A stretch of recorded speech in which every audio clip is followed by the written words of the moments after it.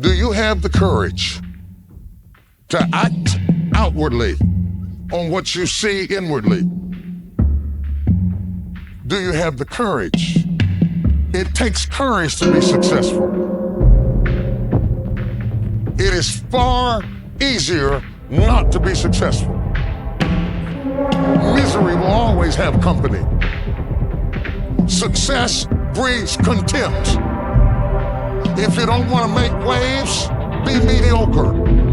Be normal and fit in. And if you're more concerned about people than you are God, then neutralize everything He put in you. Just fit in with everybody else. Dress like them, walk like them, act like them, eat like them, go where they go, think like they think, do what they do. And once you neutralize your uniqueness, you don't need courage. It takes courage to be different. It takes courage to go where you've never gone before. For some of you, it took courage to come to this conference. It takes courage to get you outside of the bar. It takes courage to be successful. It takes courage to win.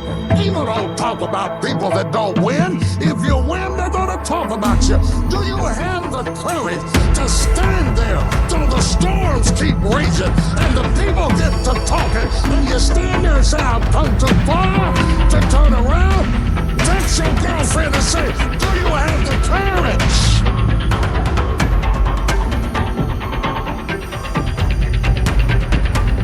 It takes courage to be exceptional. It takes courage to be wise. It takes courage to be rich. It takes courage to be educated. It takes courage to be knowledgeable.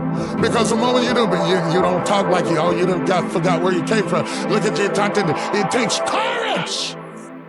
And I'm just wondering, in this weak, watered-down, mediocre society that we live in today, in this reality TV world we live in today, I'm wondering if there's anybody left that's got the courage to say, after all I've been through, and all my ancestors have been through, and all my parents have been through, I didn't come through all of that just to fit in with normalcy. I have the courage to go after my dream.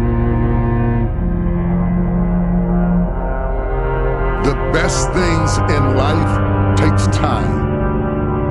When I was younger, I was impatient because I had the naivety of thinking that dreams would come quickly. But the best things in life take time. From simple things like food, preparation, to more complicated issues of parenting and marriage, the best things in life take time. You can get married, you can have a wedding in 30 minutes, but it takes years to have a marriage. It is a sharp contrast between being rich and being wealthy. You can hit the lottery, receive an inheritance. You can be catapulted from rags to riches, and you can be rich quick. Though many define wealth differently than how I will today, true wealth isn't just about money, but it is about the lessons you learn while struggling upward. If you have money without wisdom, you will soon be parted from your money. The best things in life take time, takes relationships. You got the money, but because it was given to you quickly, you didn't build the infrastructure to sustain it. You don't have the relationships to sustain it. You don't have the information to sustain it. And most people who hit the lottery, 70 to 80% of them go broke within 5 years. You can't imagine that you could hit that much money and lose it, but the truth of the matter is, God is teaching us that the best things in life take time. There are things that you learn from struggling. There are things that you learn from tests and trials and trial and error. Some of my best teachers were failure. It takes time to do well. It takes even longer to be well. Some people are seasonal. Some relationships are seasonal. Some opportunities are seasonal. And yet when we see the seasons change, we think the blessing has ceased. But it is not that the blessing has ceased, it is that the season has changed. There's a great deal, I got a lot of trees in my yard. There's a great deal of difference between how my yard looks in the spring and how it looks in the fall. And by the time it gets to winter, quite frankly, the trees are ugly and barren and destitute. And if you came in the winter and saw it, you would have no idea of how beautiful it would be if it takes time. There is a time to be born, and there is a time to die. If I had time, I'd talk about they are very similar, birth and death. A time to plant and a time to pluck up that which is planted. Now listen at what he says. There's a time to plant and there's a time to pluck up that which is planted. Do you know the difference in your life? The difference between knowing when to plant and when to pluck.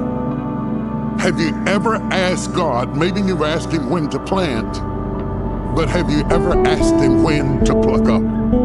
Or are you intent on keeping that which is planted to the destruction of plucking up that which you have become accustomed to? You can't have a new season until you are willing to say goodbye to the season you had. I call it the art of letting go, the spirit of release, not wrestling, releasing. Some of you are wrestling to hold on to something that God is trying to take away from you, and you need to release it and simply let it go. That was that season. If you are still talking the way you were talking 10 years ago, I've got bad news for you. You have a deformity, a spiritual dysfunction that keeps your thoughts in one dimension. That means you can't fall in love with your thoughts.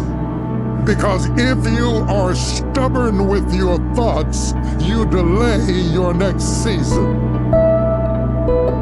I have watched some of the greatest people in every industry you can imagine. I've had the privilege of having relationships with people who were at the top of their game in just about every industry you can imagine.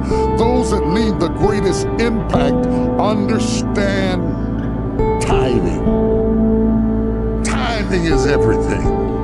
You've got to understand it's timing in baseball. It's not just skill, it is the timing that causes the batter to be effective at swinging the bat. You can have the right swing, but if you swing at the wrong time, you won't have the impact that you should have had. Some of you are trying to do the right swing, but you're swinging at the wrong time. You're in such a hurry that you're swinging before the ball can strike the target because you are more moved by the crowd than you are by the ball.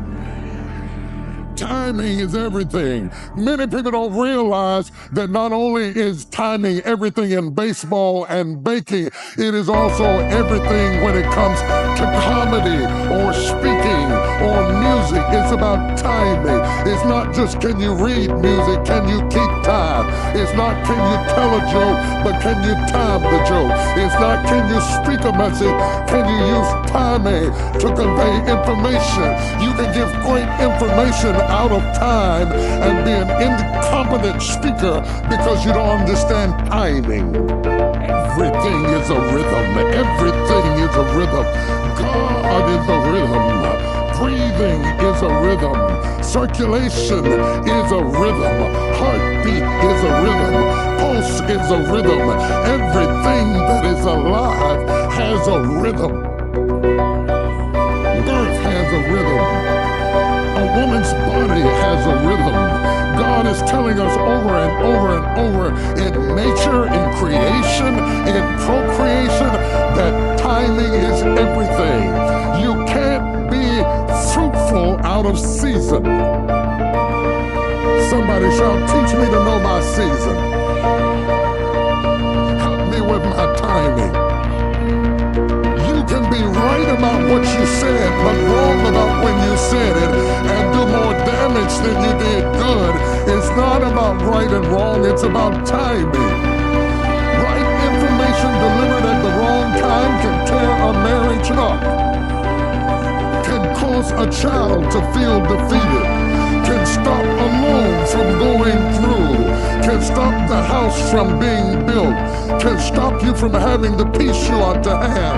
You're worried about being right. You need to be worried about timing, timing, timing, time. Timing is everything. Timing is absolutely everything.